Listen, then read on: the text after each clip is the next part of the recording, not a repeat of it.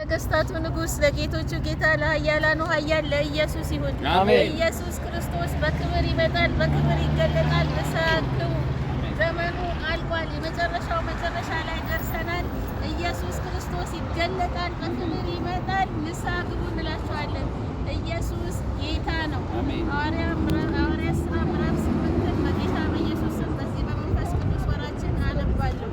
በኢየሩሳሌም የነበሩት ሐዋርያት የሰማርያ ሰዎች የእግዚአብሔርን ቃል እንደተቀበሉ ሰምተው ጴጥሮስንና ዮሐንስን ሰደዱላቸው። እነርሱም በወረዱ ጊዜ መንፈስ ቅዱስን ይቀበሉ ዘንድ ጸለዩላቸው። በጌታ በኢየሱስ ስም ብቻ ተጠምቀው ነበር እንጂ ከእነርሱ በአንዱም ላይ እንኳን አልወረደም ነበርና።